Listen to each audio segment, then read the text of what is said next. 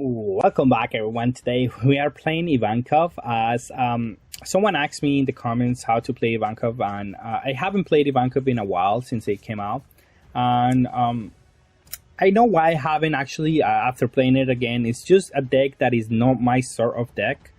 It is too reliant on comboing early and getting you have to get a little bit sucky at times. Because the draw two are random. Sometimes you have to just draw two randomly and hope that they're two 1k, 1k and a 1k, or a 1k and a 2. You have to hope that the two cards that you draw randomly, you are able to combo with them. And sometimes I don't like that about the deck. But however, the deck does have like a breaking point where if you're able to play Ivankov into another Ivankov, you will most likely win that game, because once the deck gets going, it's really hard to stop, because it just keeps playing a 7k attacker after 7k attacker after 7k attacker, which are really difficult because you play 2 per turn, and it's really difficult to deal with. So that is the main thing that you have to think when you play this deck. One card that I didn't like at all was the Mihawk. I think I would cut it down completely. I don't think it's needed. I think you just want to focus on these cards, on 7K's attackers. That's just more than enough. As long as you can get there consistently, it's fine. I'm playing 4 Peronas. I've been liking more and more. I mean, I guess this one, the Mihawk is really good. It's really good against green decks.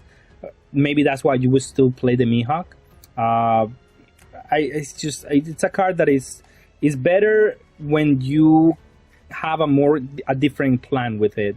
Like here, you have to dig for this combo and then also try to dig for this combo. So it's a little bit too sucky, like trying to get this into this. But if you're able to do it, it's going to be really powerful for sure. Perona was really impressive, because Perona or Flamingo with this card allows you to just draw any of the top 5 cards of your deck. And that's really strong. And you're able to just arrange 2/2Ks into maybe get your Ivankov into get the payoff, and also get the 2k counters. So these 2 cards work very well as well with Don Flamingo. So that's why you have to max out on these 2 type of effects. I'm not playing any 4k counters. I'm just playing more 2k counters. Because basically that's all that I want to get out of the 2 cards that I get randomly. Just 2 more 2Ks. I think it's better than just getting any random other card. Boa, I'm playing it as a 2, and Mr. 3 as a 3. Mr. 3 has a better synergy with the leader. But Boa does have his times where it can just give you randomly 1 card on defense or 1 card on offense at the end of the game. That could mean winning or losing the game. The rest of the deck is, of course, like the 3 cards that are the main combo. And yeah, the deck is really hard to pilot also. So if you are gonna play this deck, you do have to give it a couple of games to get used to, because there are different lines. There are multiple lines where you can just go for game. You have to analyze where you have to go for game, and where you just have to just sit back and just trying to remove the board until you have an overwhelming advantage where you can just go for game over the course of 2 turns, and you just have to play defense with your blockers for 1 or 2 turns. So that's why the blockers are really important in this deck at some point, and that's why you play that you could even play more if you want to. But I mean, I think the other cards are also very important, so you play it as you can, right? I have some nice games to show up today, so let's go see some of them. Alright, and we're going against Luffy, and we're going first, and we have a good opening. We have the Ivankov, so we can go back to back. I mean, not back to back, but at least we can go Ivankov on turn 7. And I put it like in the bottom because I think I'm going to play the Perona either way, so I can keep up with my opponent. I don't have any other play, so it's just fine. I'll attack for 5 here. I assume he's going to take it. They always want to take the first. I mean, she should take the first life for free. And then I'll play the Perona. This time I'm actually going to set it up how I wanted to draw it. I think the last card that I want to put is the Field Spell. I could draw into it next turn, actually. It would have been that terrible, but that's fine. I just want to draw the 2k and then draw the 7k. Yeah, that's probably just better. So I don't take too much damage here early on. And here he has the max dude. He can KO one of my Piranhas. That's fine. That's not the biggest issue here. And he attacks for 5. I'll take the first damage because I realized something that in this matchup, you always taking like the first damage, and that's always something that's gonna happen. And I combo the Crocodile because this is not a matchup where I want to play the Crocodile. I want to play my blockers. They're gonna be more efficient. And I'll attack for free because he's representing 2 energy, which means he's playing probably the Red Hawk. And if he wants to use it, I don't want to give him free value for that, right? And he does use it, and he keeps the max 2 alive. I play the blocker that I have because if he wants to, I mean that's just efficient, of course. There's no other way around it. I don't know why he kept the max 2 up. Oh, it's because he has a Wonder, right? So he wants to minus, and he wants to remove my card on board and also apply some pressure. But I'm able to combo out of this one, and let's see if he attacks with the Luffy for 9. If he does, I'll combo my hand. But he only attacks for 7, representing another Red Hawk, which is fine if he wants to defend the... oh, he wants to play another one. Okay, that's why. And again, that's fine. That's not the biggest problem here. I do want to get rid of one of them, and I get to play the blocker for free.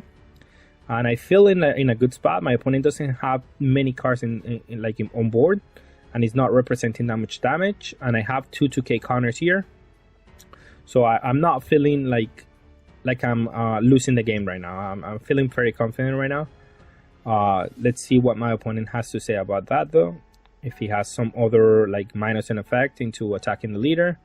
Attacking for 7 is good enough. I could out combo my hand, but also, yeah, this could have been a play where he baits me into out combo my hand and then attacks for 5 and attack for 5, and I take 2 damage here instead of the 1 damage that I'm gonna take here.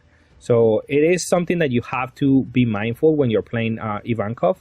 Sometimes they want you to out combo the hand so they can deal 2 damage, and this is one of the examples when that happens, and it's gonna happen a lot of the times here. I'm able to play the boa here thanks to that, and I'm gonna be able to draw 2 cards at the end of the turn. So I'm feeling confident on this matchup. Every card that I play into the board is really good, and it's gonna help me a lot. As long as I don't draw like uncomboable cards, I'm gonna have a good turn on defense. Like even if there are 2 1Ks, it's something at least. It's not like terrible. Here he probably has another Red Hawk, and he's thinking about defending this one, but he's gonna die anyway. So yeah, really defending it is not really like a possibility for him. And I will attack for 7 here. See if he wants to take it. He does, and then I'll attack for 8. Because I do want him to out-combo that card finally and just get over with the AK, and I don't have to deal with that card anymore later in the other turns. If he wants to out-combo that one. If not, he just takes the damage, and I'm fine with that too. Yeah, he doesn't, and he uses the ability here, and I draw 2 cards at the end of the turn. That's 2 1Ks. I'm going to be able to have a decent defensive turn here. Because I have the boa and I have the 2 2Ks here. The 1 1Ks. I also want to kind of keep them in my hand because these cards with the field spell are really good. Like they basically just draw you into anything. And let's see if that actually works for me.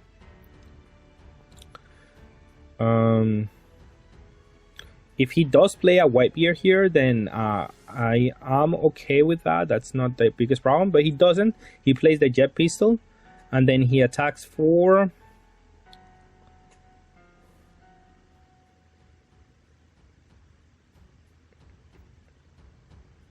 let's see, 7, 8. Okay, he attacks into 8 into my Ivankov. I could have combo out of this attack, but then my next turn is whatever I draw at the top of my deck, and that's not even that good. So I am gonna just take it. I wasn't expecting the other Jet Pistol. But I'm okay here with this one because now look at this top 5 cards. That's actually very good because I can just play the Ivankov, and I want to leave the Ivankov on as the last card because I want to play another Ivankov next turn. So yeah, just play this one, and I want to draw the Mihawk so I can discard it with the Luffy. And that's the best combo, one of the best combos. That's why you play the field spell basically, because with the Perona and with the with this guy, you are able to draw any card that you want. And here I'm gonna draw 2 cards, play the Luffy, and use the action to discard both and get that back to the hand. And I'm gonna be able to attack for 5. And now my opponent has to combo something, and my board is actually very scary right now. So again, I'm feeling confident. I'm gonna draw 2 cards out of the top of my deck. And once the deck gets going, which is what's gonna happen here, the deck is really strong. Like it's gonna, that's when my opponent doesn't have any cards on board, and I'm playing 2 cards per turn that are 7Ks. That's when the deck is really scary. And I'm still at 3 life, and I have a blocker. So I have, and he already used 2 jet pistols. So yeah, that's why I'm gonna block here. He has to play something and attack with it to be able to do me any damage, and I'm gonna be able to destroy or kill it back. So it is very important that I do this kind of plays. If he does play something, if he would have played something else, like he would have played something on top that he doesn't get to attack with, then I will consider playing the Mihawk there, so I can bounce it back to the deck and then just have like more pressure and adding another win condition to the board. But instead he does play the Zoro and he attacks for 9k. Now I'm at 2 lives, so I'm a little bit more concerned. I have to be more mindful of that end. This hand, I don't really want to play the Mihawk on this board, so I'd rather just play the Buggy, see what I can get. But before I play the Buggy, I don't want to. He's also representing Red Hawk again, so I want to attack with my cards first before I actually just commit to that.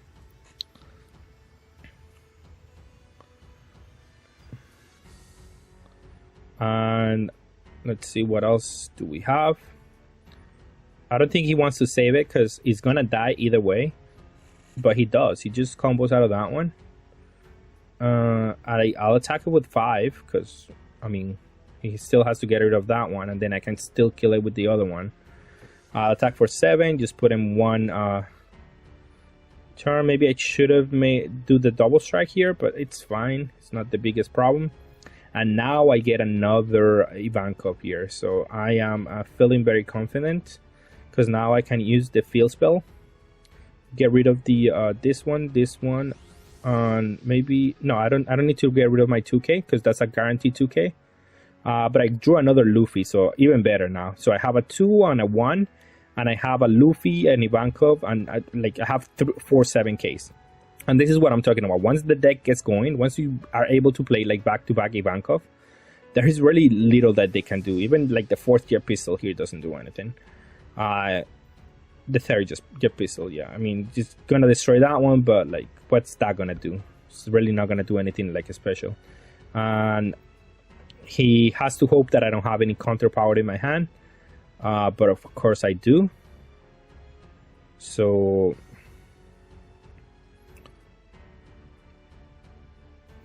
he probably just attacks with everything. Oh, okay, so he's hoping he's been representing that Red Hawk the whole game, so he's gonna keep doing so. And I'm just gonna combo to that one, and now it's not even a good answer anymore because if he does have a Red Hawk here, I get to attack for 9, discard my hand, just deal the last 2 damage, and then 7 7 7 7 is gonna close the game for sure. But yeah, that was the game, the first one. Let's go into the second one. All right, and we're gonna have a game against Z. Z is it could be a tough matchup depending on how well set up they get early on, and if I get my cards like quickly enough. Here I do get my my Ivankov on curve, and I'm going second is the only issue. But I still have like my blockers, so I'm able to just compete for sure.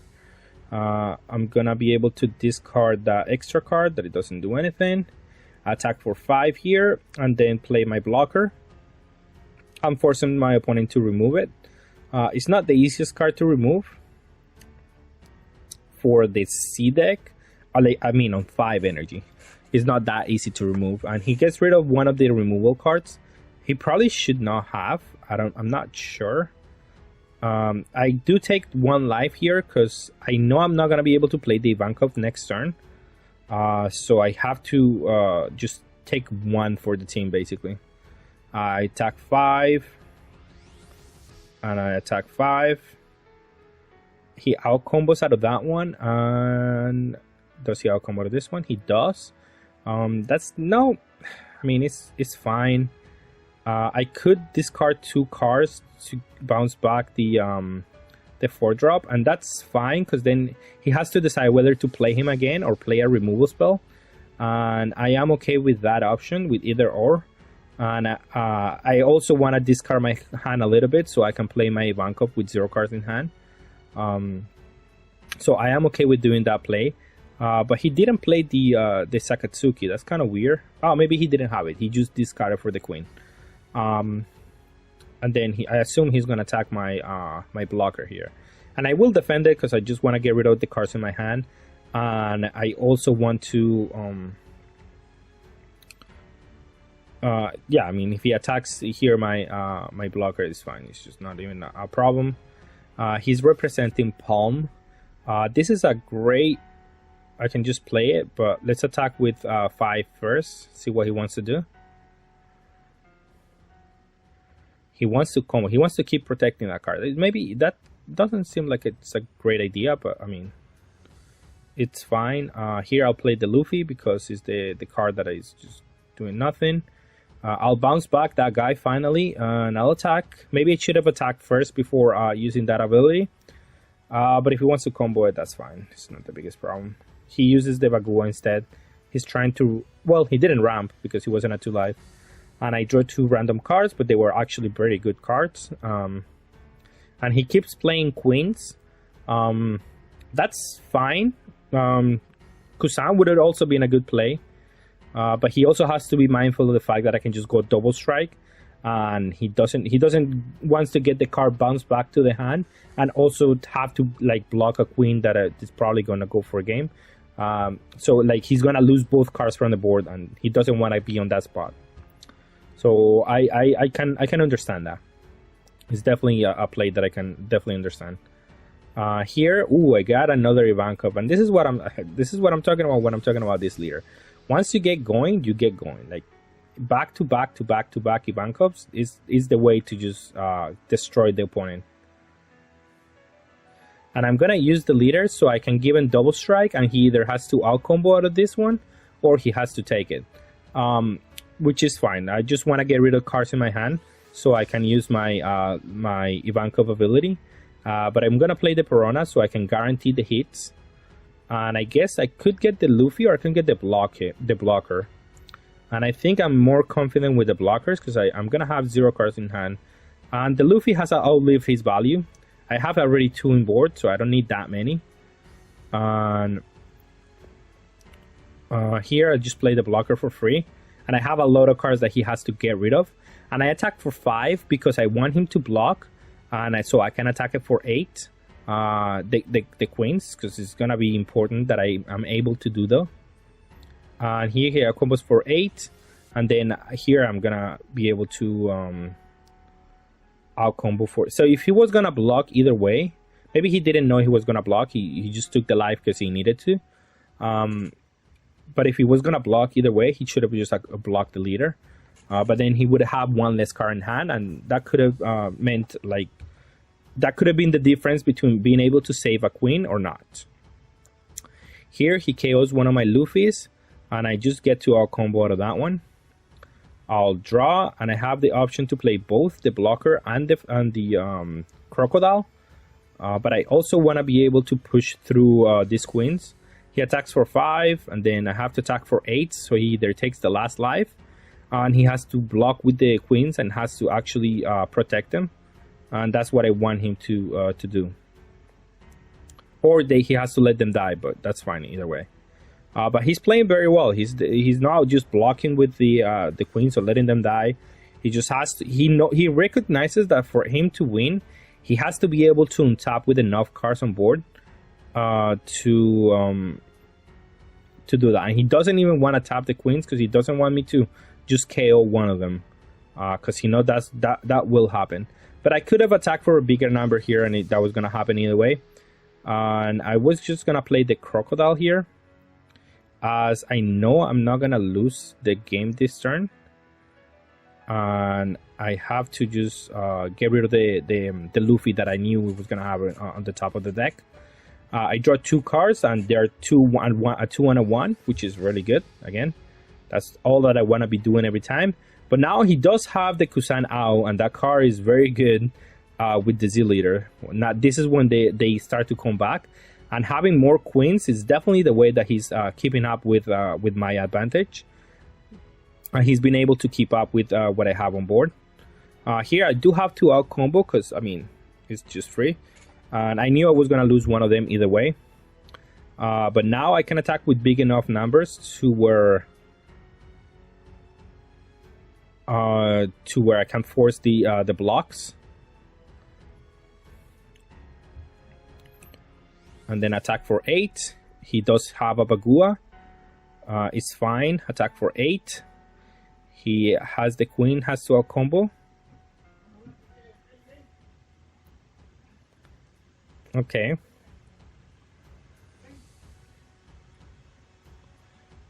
Okay, well, I attack for 6. See if he has another 1k. Okay, he does, but that's not the worst thing that can happen. Even if he cannot come like on top with all of this, I can guarantee that I can have 2 2ks at the end of this turn. And I can guarantee that I have this blocker now. So that's very good for me. I'll draw, discard the 2k, only that. Play my Boa, in a turn, draw 2 2ks. And it shouldn't be that easy for him to be able to go for game. And now he has to block all my attacks. So as long as I'm able to untap with 3 cards, I should be able to win. And he does also have, I mean, he also has to go for my 2 cards on board. So, like, a lot of things have to happen here for him. He uses the leader ability one more time to attack my leader. I'll take that damage because I want to be able to defend what I have on board. I'll block this one because it's free. And then he does have to keep the 2 queens back. And I'm okay. I feel confident right now. I can attack with my Boa for free. Attack for 6. If he wants to out combo out of that one, that is fine.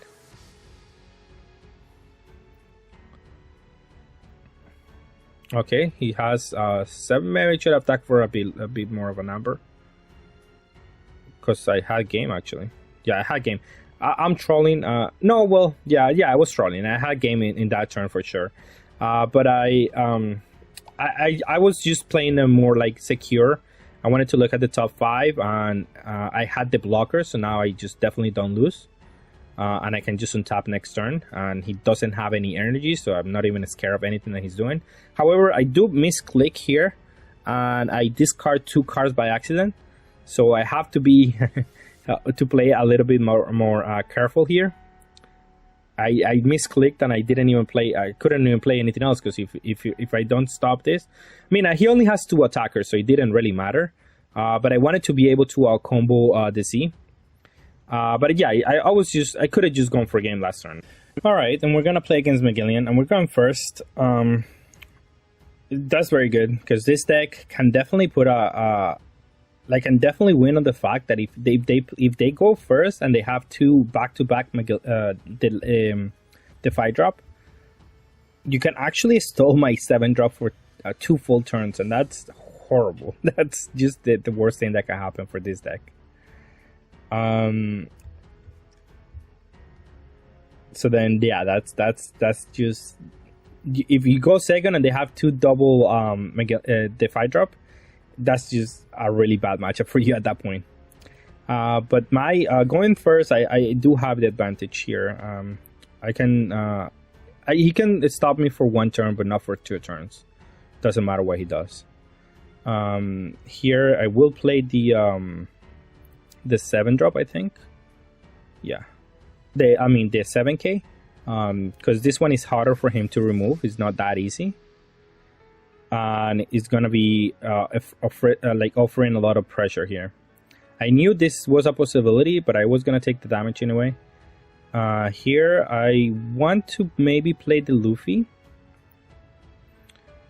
probably, but I will attack for 7 either way. I mean for 5.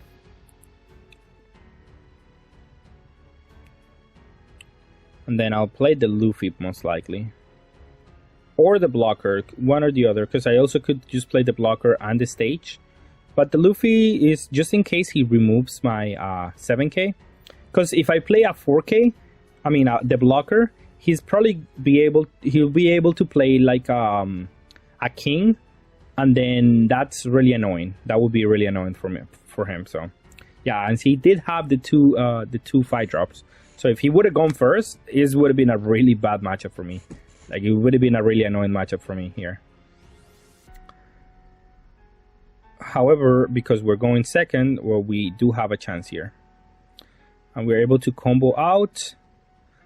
As here, I'm able to play... And now I have 2 7Ks, and I'm about to play another 2.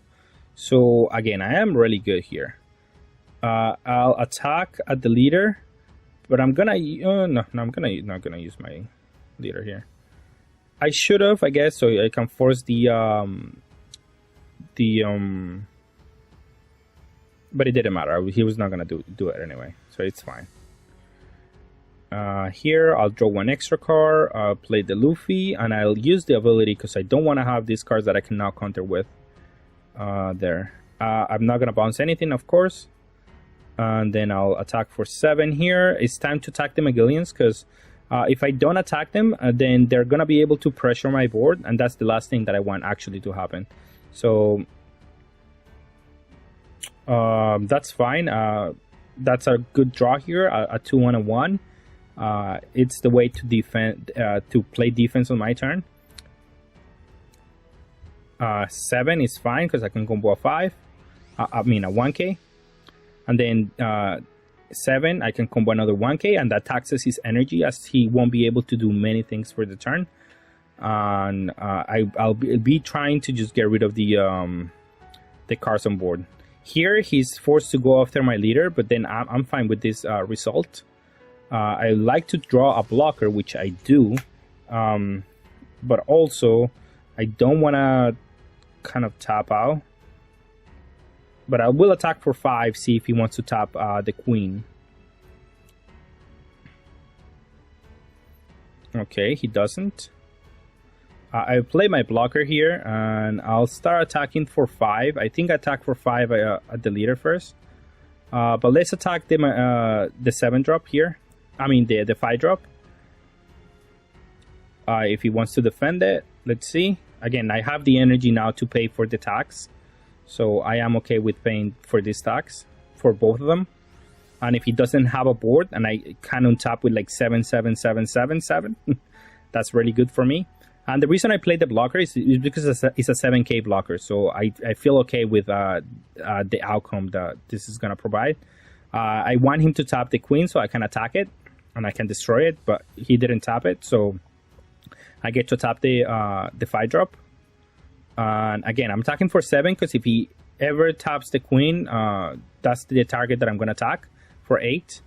But if he wants to keep out comboing out of this, that's fine. I feel okay with that. Maybe he was using that card as a... Oh, okay. So he finally plays the king and removes my blocker. But it's kind of late for it to be effective. Like, I have 4 attackers that are 7k. So he has to raise me now. He has to go after my leader. But he goes after the card that I have on board.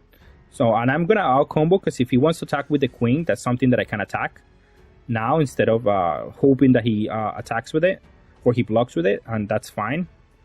Yeah, I'm okay with this result. So now I can just remove the queen easily, and I draw a blocker, which is the best probably card that I can draw here in this spot because I can draw 2 cards at the end of the turn for sure. And then I attack for 5 if he wants to give me one of the cards in his hand, which he doesn't have many right now. I'm fine with that. And attacking for 8 and attacking for 8. Just taking the last life that he has. Trying to just close the game next turn. that blocker is going to buy me a lot of time, and I get to draw 2 cards, and I draw 2 2Ks. So that's the highest of the highest high rolls that you can get in this deck. And there's just, I don't see a way that he can come back from this spot. That's what I'm saying when I say that when you play back-to-back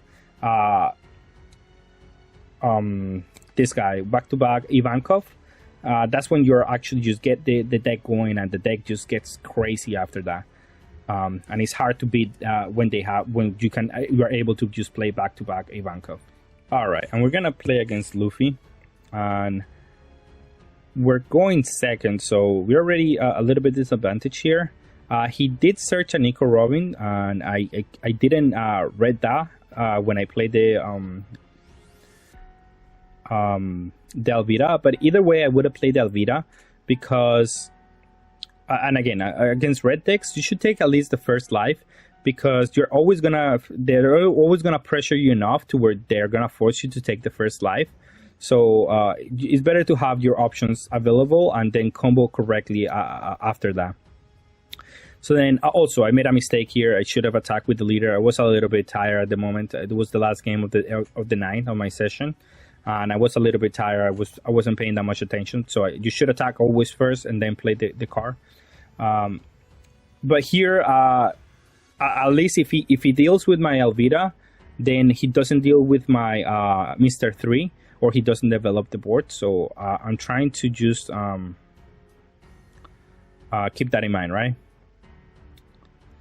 And then he has, let's see what he has. So going first, if he has removal here, it's gonna be really bad for me. But at least if he's a jet pistol, I mean, he doesn't develop anything else, and then I'm okay with that. It's an Otama. Then Otama is not as bad because he's really not an attacker, and I can at least attack the Nico Robin. The Vista, however, is an attacker, and that one is more of a problem. But I'm gonna try to attack it next turn for sure, and then from there we'll see what we can do. I'll attack it for 6, see if he wants to defend it. If he does defend it, could be a problem for me. But if he doesn't, then it's just fine. Okay, then I'll play the blocker. Playing the blocker has its risk, because if he has the jet pistol now, it's a lot worse for me instead of me playing the crocodile. But either way, if I do play the crocodile or not, it's better for me to have some. It's better for me in the long run to have the blocker. And if he does play the jet pistol, he doesn't do much else with his turn. So I'm able to play my Ivankov and then answer that from on the base of that one. So I was okay if he did do the jet pistol that turn. This turn, however, he did play the Luffy, and that puts me a little bit behind. I'm not gonna use the Luffy ability, because if I do the Luffy ability, I just lose my 2/2 and a 1 that I have in hand, and that's probably the best defense that I'm gonna have for the next turn. So I do have to keep that those cards in hand. I'm not gonna attack with Mr. 3 because I don't want to discard my cards in hand. Here let's see what he goes for. Probably does want to deal some damage here. And then I gotta be careful when I block with this, because if I block, there's different ways when you're attacking to Ivankov, and they have a full board. It's worse to do what he just did right now. When he attacks 5, 5, and 5, it's easier for me just to give you 1 card into each one, and then take the last damage. That's fine. But if you go 7 in the first attack, then I have to take that one, because if I don't take that one and I discard my heart into a combo of that one, I get poked out of with 1 case and 1k with the other 2 attacks, and that's just less efficient for me. However, here we're gonna, let's see. So he attacks with the Luffy, and I take the last damage, and I go to 1, right? To 2, I mean. And I draw for turn here. I didn't draw any good playable card. I would love to see a blocker here, but it is what it is. I'll attack for 7 still.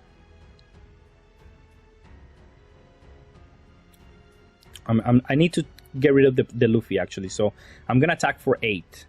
I'm trying to get rid of the Luffy because that card is just very scary right now. And I do have to get rid of it.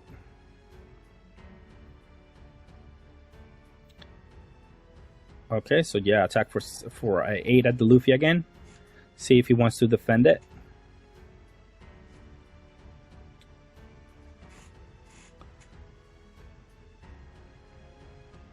He shouldn't, because he's gonna die either way. Unless he has a no, not even a radical beam would have saved him here. I think he does have the radical beam, however, because he is kind of representing it. So based on that assumption, I know he has a 2k counter that is requiring 1 energy, and he does out combo here with the Luffy, and I do have to get rid of it, and that's smart at the same time that he's just trying to keep the board, because if he let the Luffy die, then I attack the board and he doesn't have many cards to attack with, and that's just good for me. But now he does get to untap with a Nami and a Dadan, so that he may be able to just deal 1 damage that way. And here I'm able to use the Mr. 3 ability to untap, draw 2 cards, and I draw a 2 and a 1. So I'm feeling okay in my defense here, but I did messed up here. As I was alluding before, he did the right play this time. He attacked for 7, and I fell into the trap, and I just out combo the first one, where I should have just taken the first damage. He attacked for 7, and I combo out of this one, and I should have done is just take that damage, and then I can combo 5 and a 5, or if he goes 7, then I can combo 7 on the second one. Well, actually, I could, yeah, I could have a combo 7, but not 8. But it's depending on what he does here, right? But he goes 7 and it's 5 and 5, and I just have to take it because I didn't even draw 1k, and he got to punish me there. And then now I know I cannot survive next turn because I need more blockers to be able to survive, or more cards that I can counter with. So I have to go for game. I have no other option. And there's multiple ways to actually go for game. I do have an option to go for game. So I just have to be careful of how I do it. The first way is what I did, which is attacking with the double striker first, make him take the 2 life, and then attack for 7, and then for 9, and then for 11. If he is not able to combo, this is the crucial attack here, going for game on this way, because if he doesn't out combo out of 7, then he cannot out combo out of 9, and then he cannot out combo out of 7. So it's all riding on this one, whether he got a 2k and a 1k out of life. Because for what I'm thinking, for what he showed me, is that he has a radical beam in hand that he cannot actually use because he's completely tapped out. So he had to have gotten the 2 and the 1 out of life. So attack for 7, he didn't have 7. So now I know he cannot out combo 7. So therefore he will not be able to out combo 9. And that's what I do here. I attack for 9 with the 7k. And then after that, the remaining attack will be for 11. 1, 2, 3, 4, 5, 6. Yeah, it will be for 11. So he won't be able to out combo with 11. The other way to do it would be when he has 1 card in hand.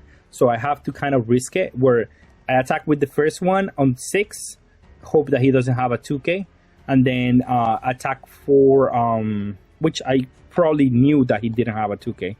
And then attack on the second one for 7 and hope that he didn't get the 2 and a 1, which I also probably knew that. And then attack with the double striker. Now attack with the double striker for probably like 10. They should be enough to out combo that one. And then if he didn't out combo the other 2, and then attack with the rest with the last attack. There were multiple ways to do it. It just comes down to whether or not they have the cards in hand to just, if they have the 2k or they have the 1k to just out combo you. Based on my reading on the fact that he kept 1 energy up the turn before, I was assuming that he had a radical beam, and then this turn he couldn't combo out of that one, and that's why I did it this way. All right, and for a final deck, final thoughts on the deck. Yeah, again, this is not a deck that I like too much personally.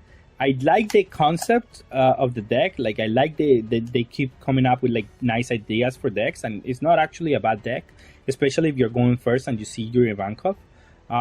It's just that I don't like that you have to be playing with 2 cards in hand, and I don't like playing my decks that way. I like to have a couple of cards in hand, have options, have this and that, and have to think that way. But this deck, you do have to think like 7 turns ahead. And it's not that I cannot do it. It's just that if something messes up with, you have to think with what you're doing, and then you have a plan, and then the opponents play something that just messes with that plan, and then it's hard to go back into your main plan because of that. And also, again, the main thing about the deck is just that sometimes it is unavoidable where you have to just draw 2 cards randomly, and you have to hope that they have counter power, because if it doesn't have any counter power, you're just not going to be able to defend for that turn. And if they attack you for 5k on that turn and they just clock, like they make you take a life with 5k, it just feels horrible. So that's what I don't like about the deck. But the deck is still very powerful if you pilot it correctly, and if you are able to just get there. With that being said, thank you all for watching, and have a good day.